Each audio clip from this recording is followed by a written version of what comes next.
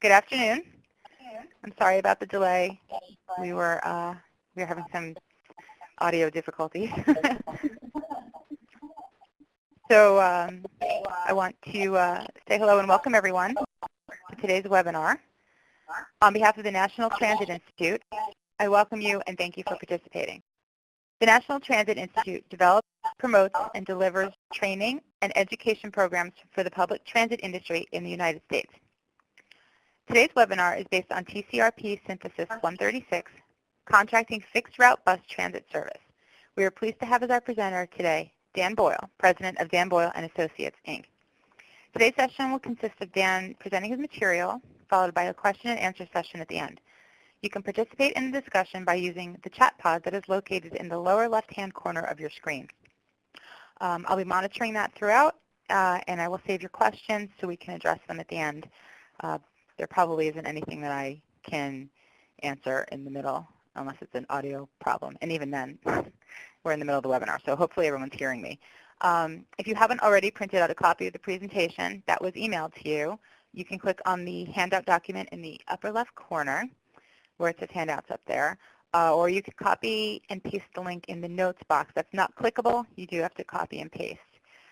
I've also included a copy of the report in the handouts link if you want to download that as well. I think that covers everything, and I'm going to now turn the presentation over to Dan. Thank you, Lori, and hello, everybody. I hope you can hear me. Yes, looks like you can. I'm happy to do this presentation. I've done presentations before on other TCRP synthesis, and it's very interesting to get the questions and have some of the discussion. So my presentation is really pretty brief. And we'll go through just the core of the report, some of the things that we found out, and what the report was just designed to do. Talk through some of the case examples, which I think are always some of the most interesting parts of the synthesis process, to get into detail about how particular agencies do this. So we'll start by moving forward here and going to the first slide. The issues that really drove this synthesis into being, contracting has been very politicized over the years. It becomes not always a strict cost and benefit analysis, but your political leanings of your board can lead you to contract or not to contract. A lot of that is reflected in the literature. Most of the literature actually focuses on the cost-benefit analysis, and that is useful, but that's not always the issue at hand. Another concern the panel had was that small agencies are at a disadvantage. They don't have the expertise. They have small staffs, and they lack the time to put a proposal together. Their internal resources are not as great as a larger agency. And sometimes small agencies, because it's not a big process, have difficulty attracting bids. At least that was the sense of the panel and why this project happened. So the focus here is on the contracting process. We are not making any assumptions on whether contracting is a good idea or not. And you will see some studies where the base assumption is that contracting is a great idea and here's why, or contracting is a bad idea and here's why. We tried to stay as neutral as possible on this. And one of the panel members did, one of the remarks I appreciated at the end of the project said, I wasn't sure we could get through this without getting into the politics of it, but the report stands by itself as how to do contracting if you've decided to go through that process. And what makes a good process? The RFP preparation, there's a lot of discussion that we'll have on how to do that and how to, you really need to take the time to do it well. How you evaluate proposals and select a contractor, and the importance of oversight afterwards. But one of the interesting things about this study is we contacted several contractors. We asked 7 contractors to fill out a brief questionnaire on their perspective from the contractor side of how contracting works best. 6 of the 7 responded, in part because one of our panel members was going out with a big contract and suggested to everyone gently that they respond to the survey. And that perspective really helped. We'll discuss that as we go through. But it was transit agency perspective, but a contractor perspective that we got in putting this together. So we'll talk a little about the literature review that is part of every synthesis, looking at what's been done before. We did an online survey of transit agencies and contractors, as I mentioned. We used NTD to find every agency in the country that contracts at least some service.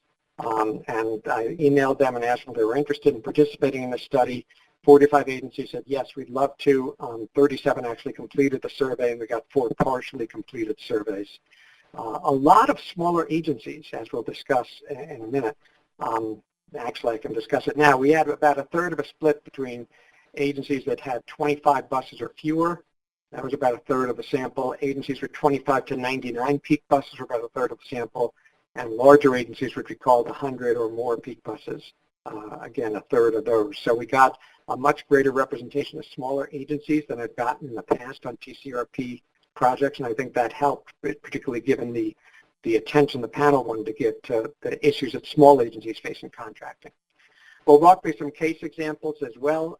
There were 6 case examples, and these are a chance to talk further to people who had interesting things in the survey, and try to get a balance geographically and by size. So we have a couple of small systems, a couple of medium-sized systems, and a couple of large systems in the case examples.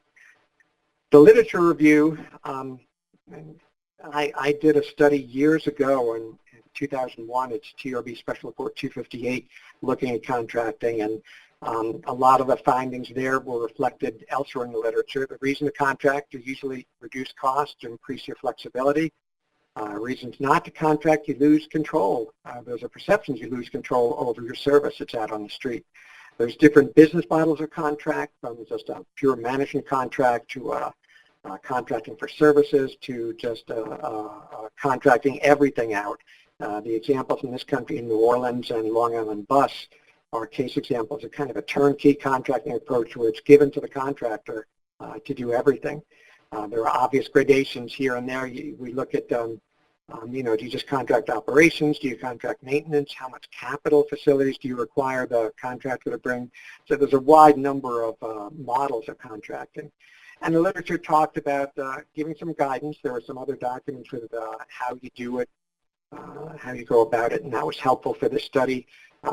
Various studies on cost outcomes and various studies on service quality. The first case example we had was in Denver, RTD. They have contracted for a long time. It's mandated by their board.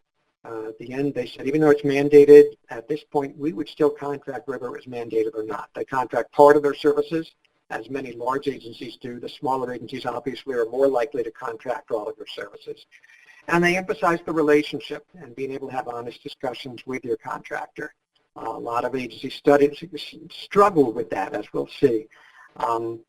Don't allow problems to go unresolved. Talk them through, track them, discuss them, and identify a solution and make sure it's implemented. In terms of developing the RFP, the more specific you can be, and you'll see certain motifs repeat, and that's one of them. And the more specific you can be, almost everyone says, regarding what you expect and what you require the contractor to do, the better the contracting experience will work out. They said, don't be afraid to use metrics when you evaluate different proposals. And one metric they use is the number of buses per mechanic to see, you know, how the proposals are giving consideration to the maintenance piece of the work.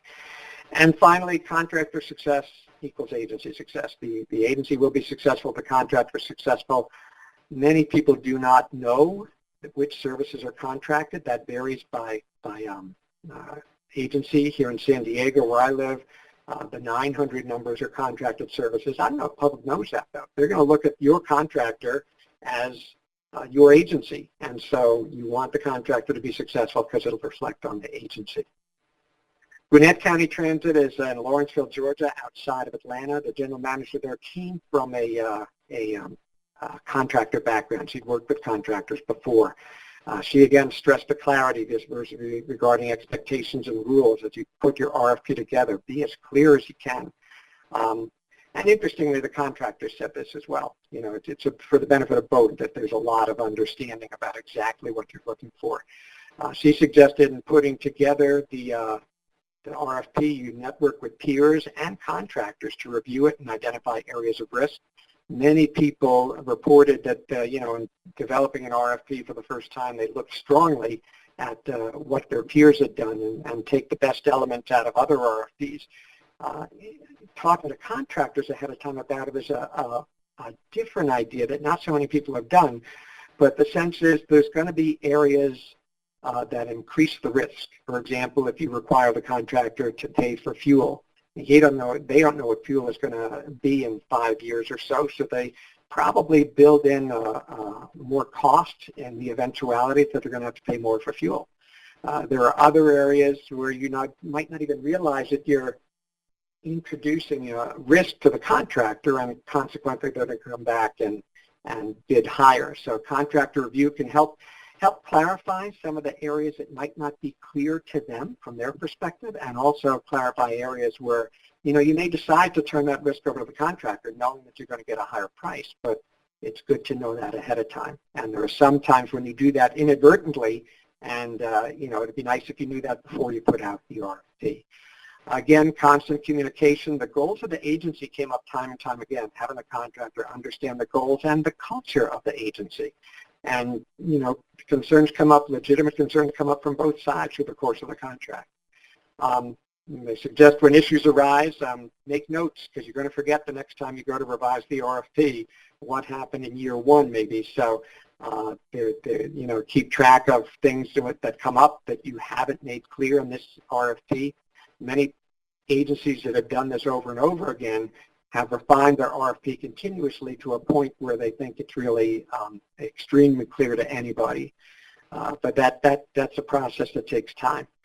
And finally, it's not a gotcha game. I've seen agencies that played the gotcha game with their contractors, and it's not a pretty sight to watch. I know some contractors that have that experience as well. Build a partnership and build that's when it'll work. Moorhead Area Transit is one of the small agencies. They have 8 fixed-route buses and peak service. They're a bi-state agency. They operate in Moorhead, Minnesota, and Fargo, North Dakota. They suggested including detailed cost spreadsheets in the RFP. Again, the idea of getting as much detail as possible. So sometimes those cost spreadsheets can help you to see when costs differ, why they differ. Is one contractor stressing maintenance more than another, and what's appropriate for your agency. An idea of specifying minimum wages and benefits for drivers and others who will be paid by the contractor is a more recent development. In the literature, they certainly acknowledge the conventional wisdom that contractors save money by paying their drivers less. In many cases, that's true. So some agencies try to even the playing field a bit by specifying this is the minimum wages are going to pay our folks. Some contractors have also said they've had difficulty getting information on the current pay scales. So obviously it's hard to bid if you don't know what the current pay scales are. So the idea of specifying what wages and benefits you expect that the employees of the contractor to have is becoming more and more frequently used. Agency interview of any management staff and approval of management staff. There's going to be turnover. Requiring that the agency approve anybody noted or nominated for a management position on the contractor side is a good idea. Keeping track of customer complaints was also raised. The suggestion is that you don't have the customer complaints necessarily go to the contractor. If it's a good contractor, you'll hear them, but it's better to hear them directly. So perhaps you retain the phones for people who call in so you know exactly what the complaints are, or have some process where you can be sure you're hearing them. As technology gets bigger and bigger, clear responsibilities for it. If you have an app, it has to work. You're going to look really bad. Some contractors have expertise in this, obviously, probably more than agencies, especially smaller agencies. But the idea that who's responsible for it and who's responsible for making sure it's up to date and working. And finally, the team approach again came up, and they had a surprising example of how the team approach can be applied. The contractor nominated a new general manager who came in and had a really bad attitude toward his staff. He wanted to clear out the entire staff. And Moorhead Area Transit said, well, this, for continuity's purposes, we really don't want to do this. And so they went and talked to the contractor, not the general manager that was there, but the local office of the contractor, and explained that, this was not what they wanted to see happen, and it got changed. So having those open lines of communication can help you in sometimes unexpected ways.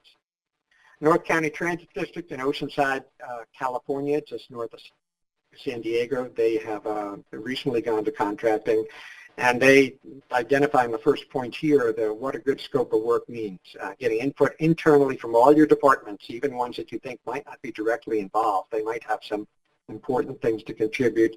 Again, reviewing your RFP by peer agencies and also by potential bidders. Having a dedicated team within your agency to develop the scope of work. They emphasize how much time this takes to do a really good scope of work for the contract and the RFP. Very detailed cost sheets and plenty of time. Regarding oversight, this is one of the best comments I got. Multiply the initial estimates of what you need by a factor of 10, and that's the oversight level that you'll need.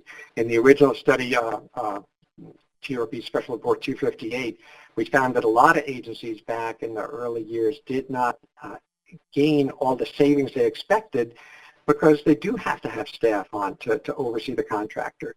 I've worked in a number of transit agencies as a consultant, and I've seen the same contractor in two neighboring cities, the exact same company, with very different results. And the difference was that one of the cities and transit agencies kept close track of them, had daily reports, and the other one just kind of let them go and didn't follow up so much. So it's really critical to have the oversight. Get a price on anything you can think of. Again, when you do these detailed cost sheets, try to pin down whatever you can think of and get a price for it. That'll reduce some possible controversy during the course of the contract. Retaining employees is another issue that's come up. You want, and we'll talk about that in another case study where it's particularly obvious. You want to retain your key employees as much as you can. And, the wages and benefits are part of that, but also there's just the culture that the contractor has. If it matches the agencies, that helps. Transferring risk is one of the things that the agencies do and people do through contracting. It's done through indemnification and insurance requirements, but there's a balance there. How much risk do you transfer? Because transferring a lot of risk will raise the cost of what people bid on, because risk introduces uncertainty. So North County Transit District said they're still finding their balance on that, as they go through how much risk is appropriate to transfer to the contractor, how much risk do they keep on their own. Another thing to think about.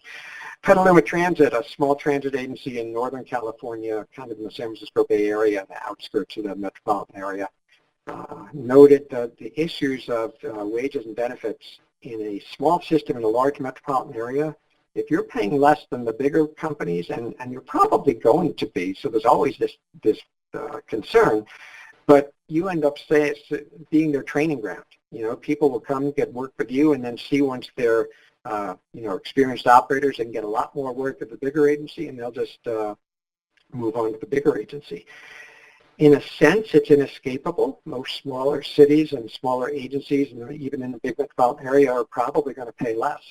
But you have to be aware of that if you're in that situation. Some agencies just rely on developing the culture of being a good place to work, and that involves working with the contractor to make sure the contractor shares that. And sometimes it's worth it for operators to stay in a place where there's really strong support from management, as opposed to going to a bigger, let's say, more faceless transit agency. Time to develop the RFP again. I'm talking about courting contractors.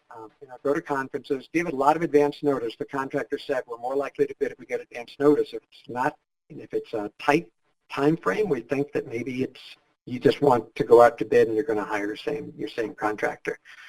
Encourage site visits. This came up frequently among the contractors as well. They like going there and seeing the operation. Many of them will do that, but if you host them and have them come in and see your offices and what you do and talk to them a little bit, have them go out and take a look at things in the field, that tells them that you're interested in getting all kinds of bids from anybody, and also it gives them a little bit more knowledge of how your agency operates and what you're looking for. Capital costs, they suggest handling parts of the pass-through with no profit, or clarify that the agency purchases what's needed. Again, if the contractor is expected to provide capital expenses, especially if it's a shorter contract, they're less likely to bid on it.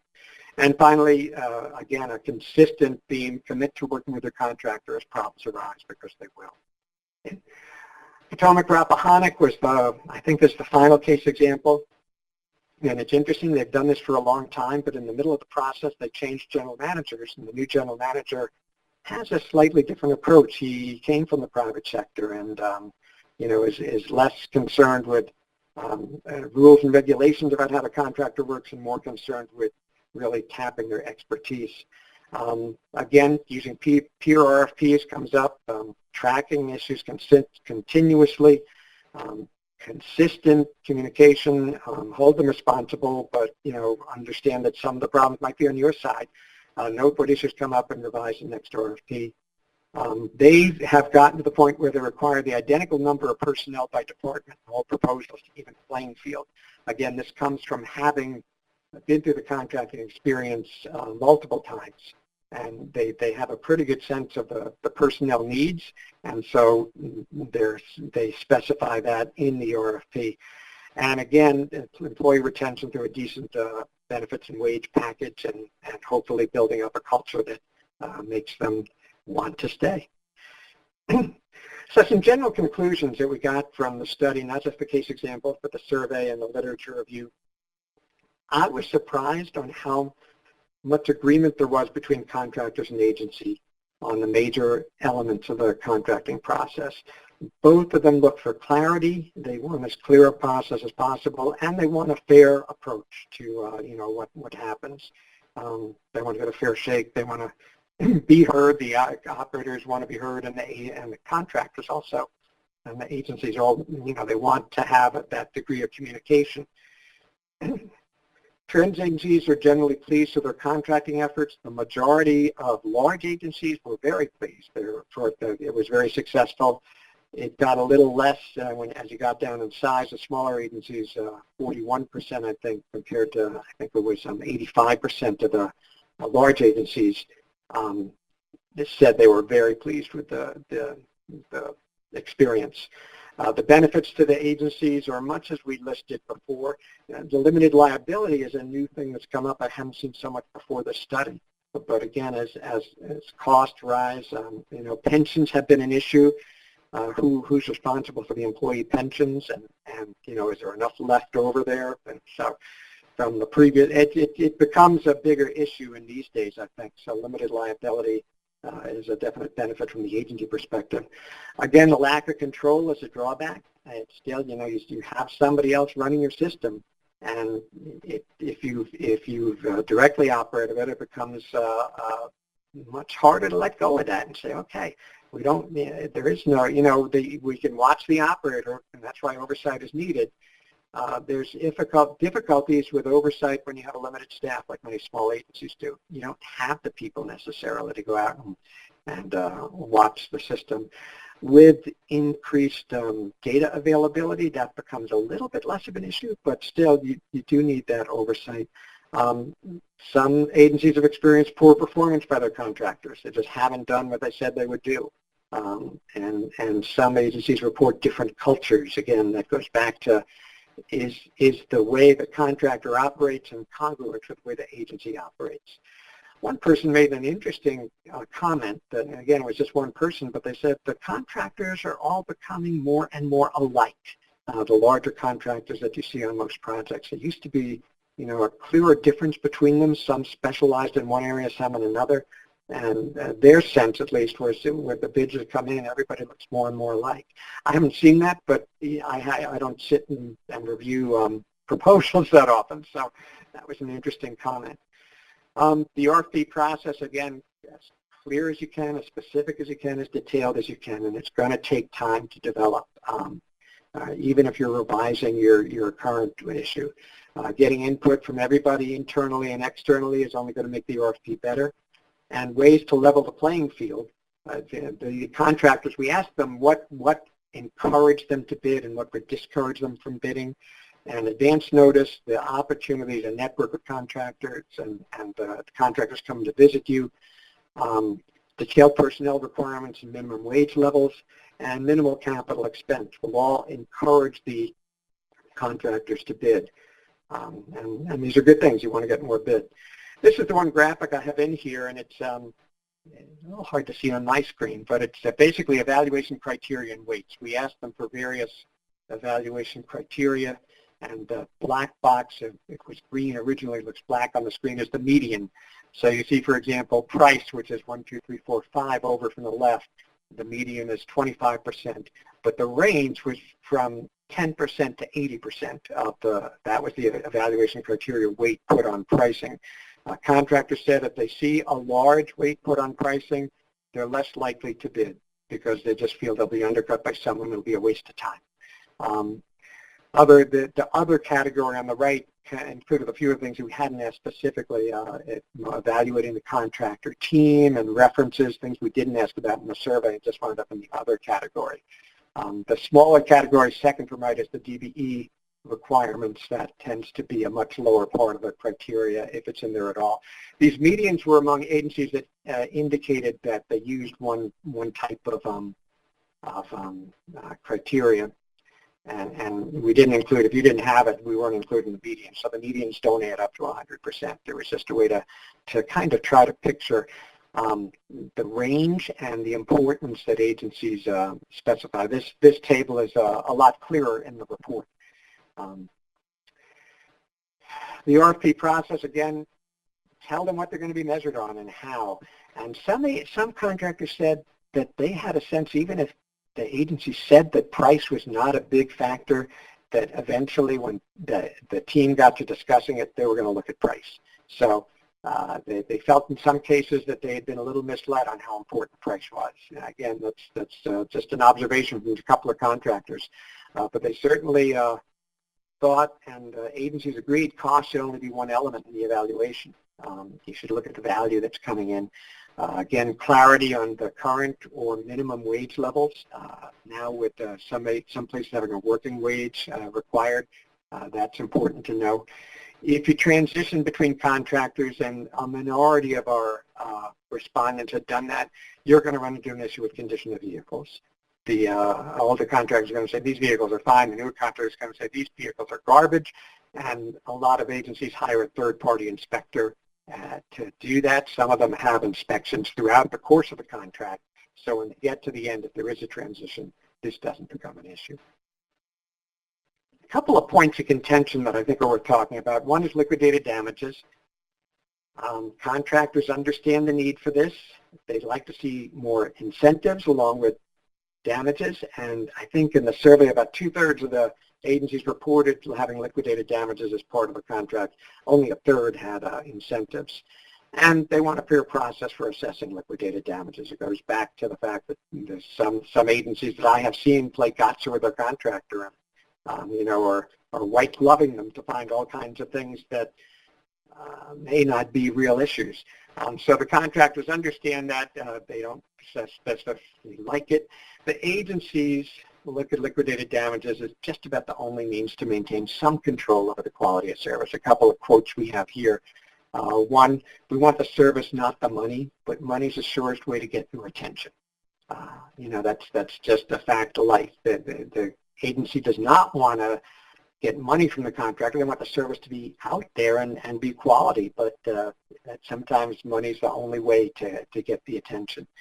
Another agency commented that once the contractor performance begins to deteriorate, it's really difficult to get it back to acceptable levels. And this talks to the need for ongoing oversight and ongoing conversations about things that come up. Second point of contention is oversight. and a couple of others here. There's two here. One is oversight. And the best recommendation I saw in any of the responses was agree on what's being measured and how it's being measured. If you agree on that at the beginning, there's less opportunity for misunderstandings as you go through. And again, with the increasing amounts of data that are available, it's sometimes easier now than it was then to agree on how it'll be measured. Things like on-time performance with AVL systems, it's a lot easier to measure that than it used to be sending checkers out once or twice a year.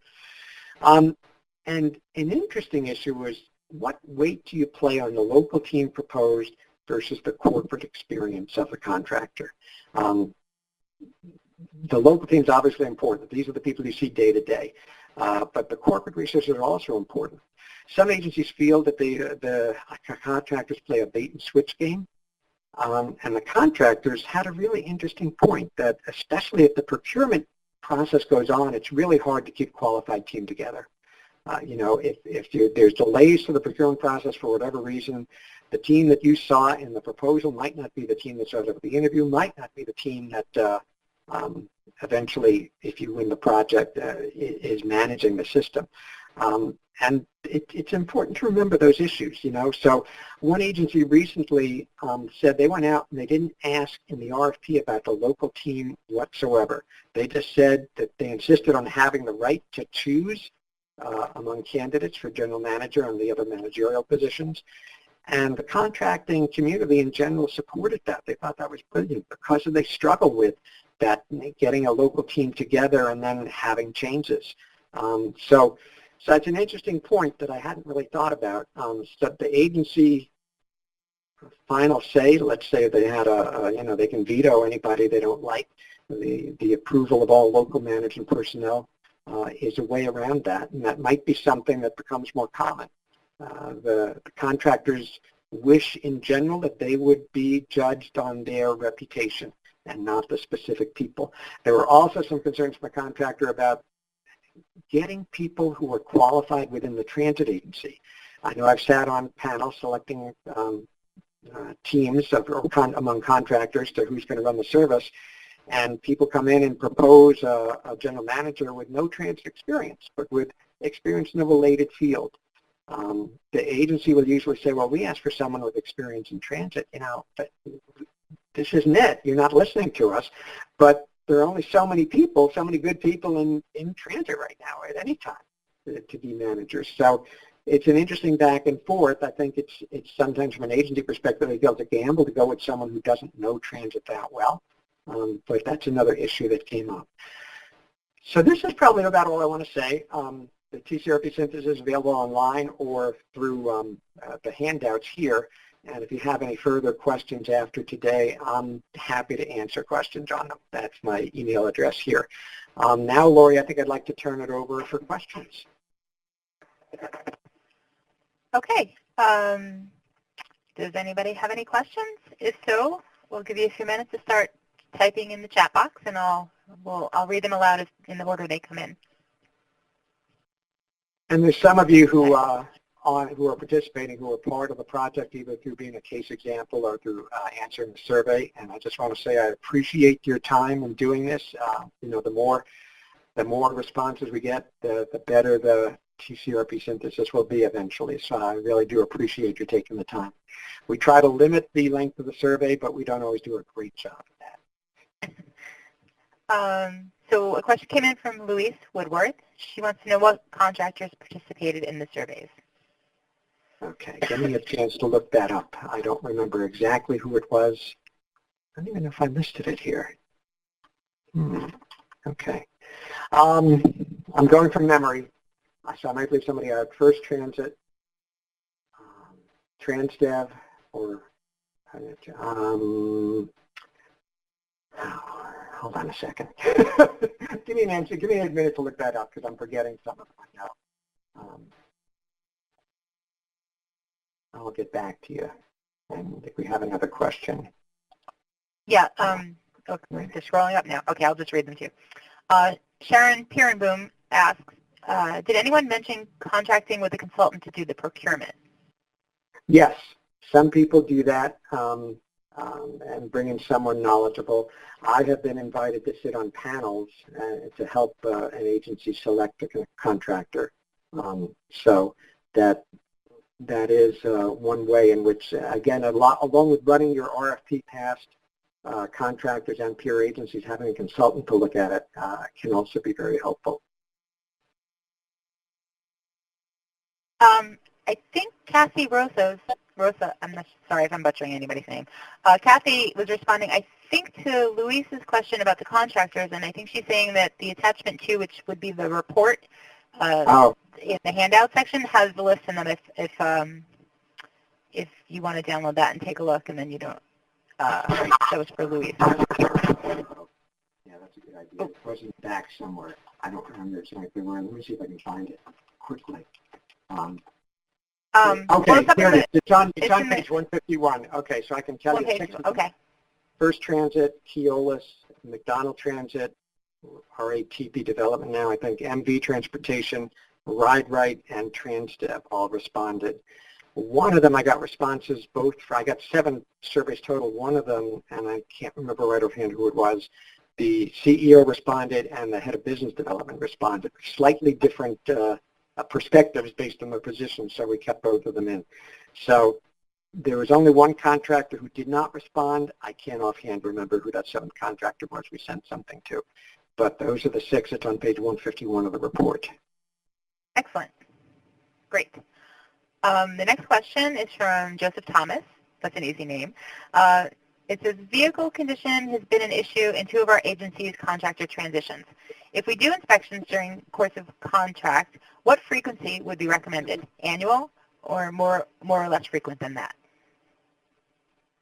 I think at least an annual would do well, just to keep track of it. Again, agencies sometimes will inspect them themselves, but sometimes call in a third party to do the inspections, and that can be a little more effective if it does come time at the contractor transition and when there's an issue. It sometimes helps to have an independent third party. I don't recall anybody saying the frequency with which they do those reviews of condition. I think some may have an ongoing process where they review a certain percentage every 6 months or something like that. But I can't say for sure. But I think definitely an annual review would probably be helpful. Okay, I think the next question, let me see, am I scrolling here? It's from Rodney Harrison. He wants to know, do you have numbers, percentages of systems contracting out versus providing service in-house? I don't think I do. We look for the systems that again, we use the NTD report. I'm trying to, let me just call up this. If we looked at the percentage, I was really not that interested in the systems that weren't contracting. I want the systems that were, and I don't have a total percentage of it. So I didn't do that calculation, and I couldn't tell you right offhand. That's okay. Sorry, Rodney. Naomi wants to know, did any agencies request management salaries in their RFP? Yes. I don't think it was universal, but many did want to know what the managers are going to be paid. Next, Dave Chiricini asks, if you are requiring the contractor to provide an operating maintenance facility, is 5 years an adequate time to allow them to recover their initial startup costs? The contractors would greatly prefer that you have a facility for them. The issue is finding one if you are not the incumbent. It tends to give the incumbent an advantage if they have one. Someone suggested that you require the incumbent to lease the facility to you if you are the winning bidder. I don't know of a place where that has happened, but it just becomes, the contractors tend to view the requirement to provide a facility as a reason not to bid. If rightly or wrongly, they view that as, they're just going to hire the same guys. It puts the contenders who aren't the incumbents at disadvantage is how they are viewed. 5 years is usually the maximum contract life, although some have gone beyond that, I think, now. But it's better than 3 years for certain. They were concerned about 2-year contracts where they were required to do capital. They were really concerned in that case. But it does introduce a difficulty to find available land or to find a facility, which is increasingly difficult. And if you've ever tried to relocate your facility, at times it ends up being located not as conveniently as what you have. So. Let's see. The next question is from Kathy again. What is the percentage of agencies that have facilities for the contractors to move in? I don't remember the percentage, but I think most of the respondents indicated that they provided the facility. I don't remember the exact percentage. Again, that does encourage people to bid because it removes one of the impediments from bidding, which is, God, we got to go out and find a facility. How are we going to do that? So I don't have an exact percentage, but I would say it was a majority of respondents who provide the facility for the contractors. Okay. The next question, I believe that's Grana Jones. Did Transloc respond back? Do you have any experience with them? They did. They did. I've had experience with just about all the contractors who responded because I've been in this business for a while, and I will say that I'm not going to say anything about their performance. It's just, I appreciate it. Probably for the best. Terrific for responding, and you'll have to check with references and so forth, or find people who use them, and that's how you find out what's going on. That was a very balanced answer. Naomi wants to know, did you look at whether agencies tended to renew operating contracts and stick with the same operator, or are there examples of agencies who frequently change operators? I don't know about frequently change, but we did ask people, obviously only the people who have changed contractors would have answered that. Let me see if I can find that really quickly. In terms of how many actually did go through a transition. And it was a minority of the respondents, I think. And it wasn't because they hadn't been around a while. We only had one respondent. I was really surprised. One respondent who was on their first contract, or who had just contracted within the past couple of years, which maybe, suggests that the politics have been kind of settled whether they're going to contract or not. I don't know exactly what to make of that. Transition issues, okay. 78% of the respondents have not changed contractors within the past 3 years, and thus if we asked for the past 3 years because if we're going to ask about transition issues, we wanted to have a recent experience. 5 of the 8 agencies that did go through a transition rated as acceptable, 2 difficult, and 1 as smooth, which is the best possible rating. So they're kind of in the middle. And again, the difficulties really center on labor and equipment issues and a general lack of cooperation between the incumbent and the new contractor. So. Okay. Luis asks, actually it's more of a comment / question. Sample RFPs cannot be found when searching TCRP Synthesis 136. I'm not sure if she's searching within the document or not that clear. Let's see. I was looking at what I submitted, not necessarily what wound up online. I believe there was an with documents, and you may have to look somewhere else for that. Yeah, mine doesn't have it. It was just, right, the report that you downloaded probably doesn't have them. I believe they're posted somewhere on the website. I'd have to check with that. Let me check, and I'll get back to the person who answered that. Because we got a ton of sample RFPs, and I hope they're and some internal schedules. Yeah. Luis, if you're still listening, maybe shoot Dan an email. His email is on the third bullet there, and then maybe he could get that information to you. Would that be okay? That'd be great. Okay, cool. I see more people are typing. Okay, you're welcome, Louise. Does anyone else have any questions? Feel free to type them in. The problem with the chat box is that people can type to each other, and I'll see that they're typing, but I don't know if I should wait for them to ask a question or not. There's secret conversations going on. So we'll just wait a minute, have some dead air. Okay.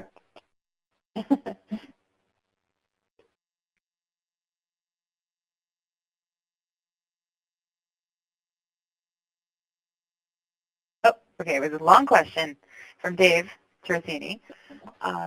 Regarding not having a facility, we currently contract with another public agency, and it would be impossible for a new private contractor to operate out of a public facility.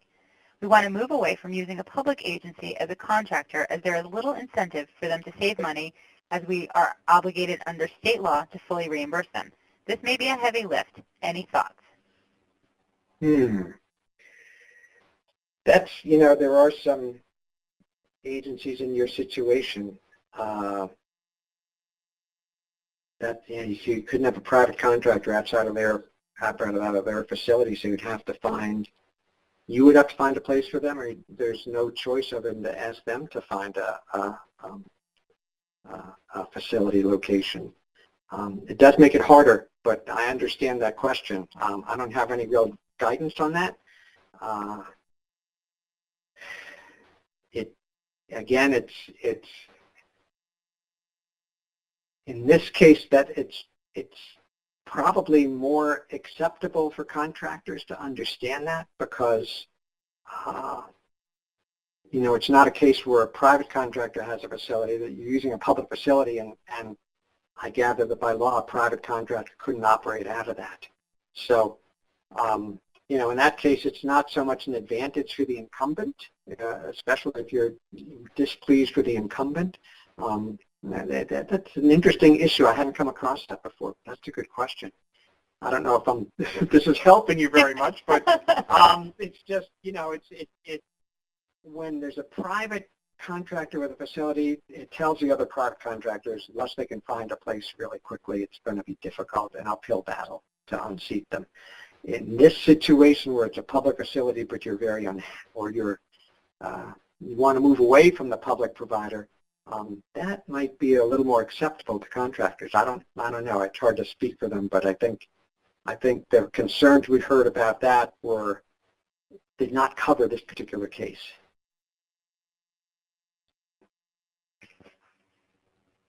That was a stumper, huh? Mm-hmm. So Rodney Harrison then asks, any documentation on how many systems decided to contract out, then went back to providing service in-house? If so, what are some of the reasons? That's a great question. We did not find anybody who decided to go back to public from private, although we heard reports that there were a couple. Those reports came kind of late in the process, and we just didn't have time to go back and talk to them. That was one of the things we did want to look at, but we just didn't have the chance to do so. The number of systems who've done that altogether are pretty small, and some people have brought back some things in but kept some things contracted. So I don't have an answer for you on that. That was a question we wanted to look at, but we just couldn't. Maybe part two, the follow-up.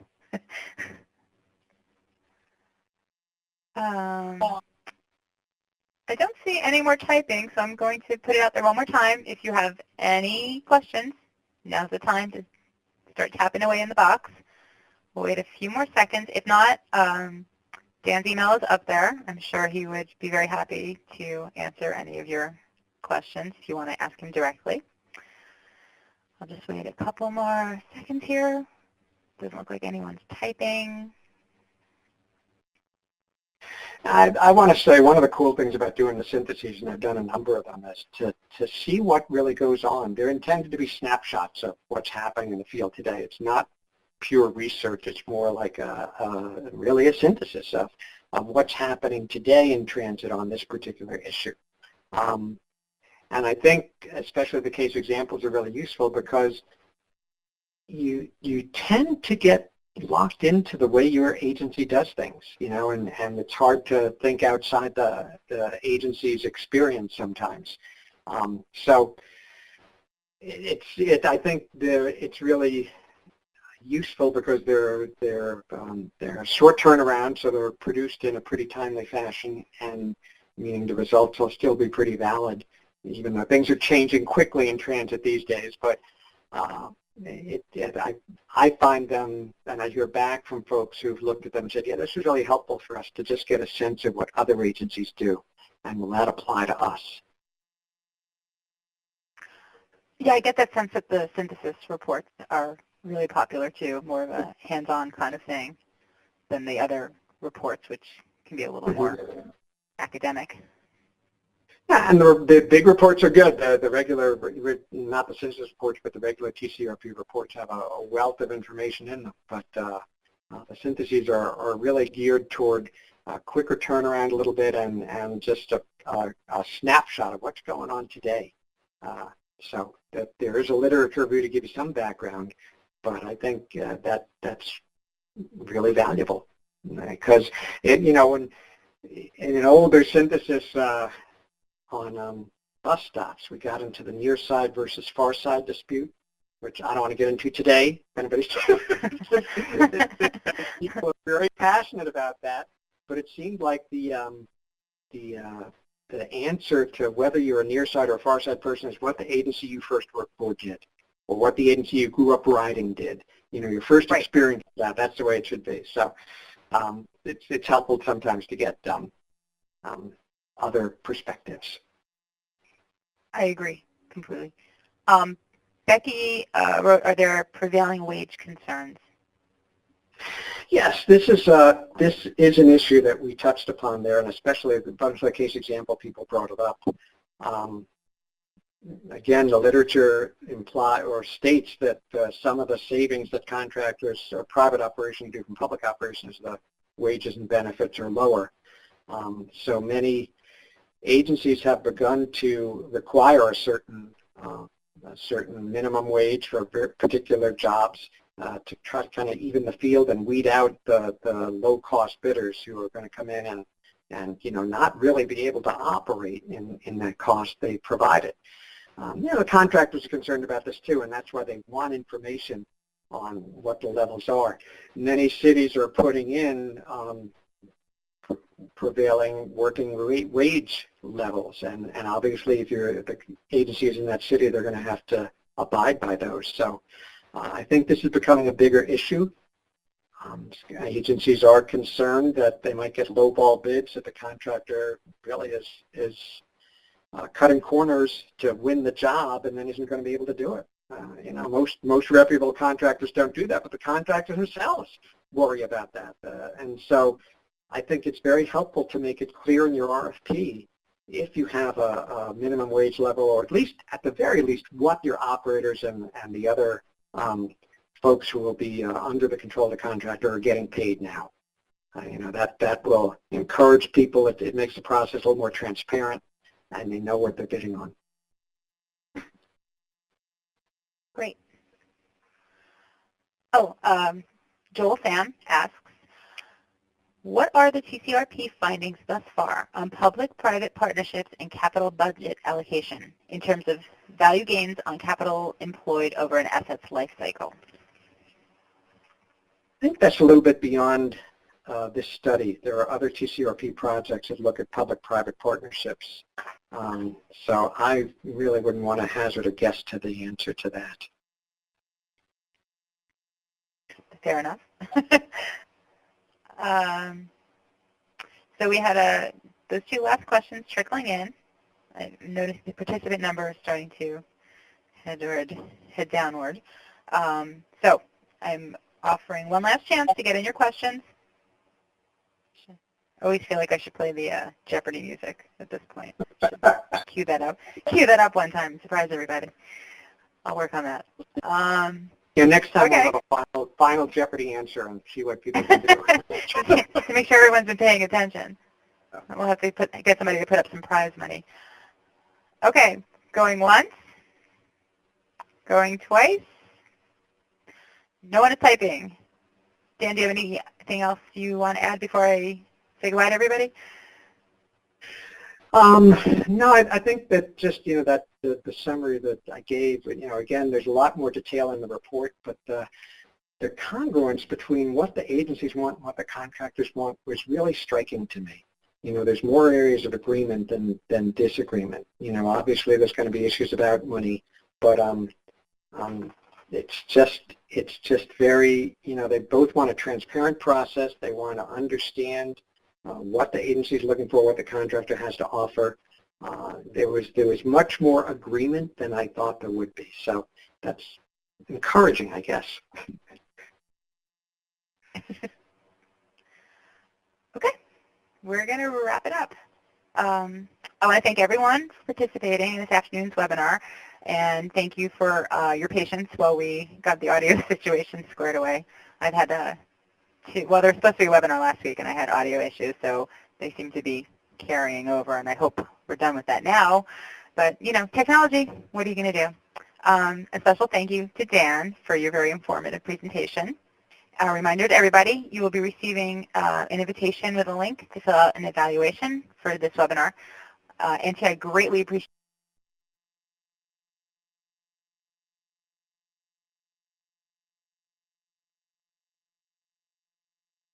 it through the week. I hope everyone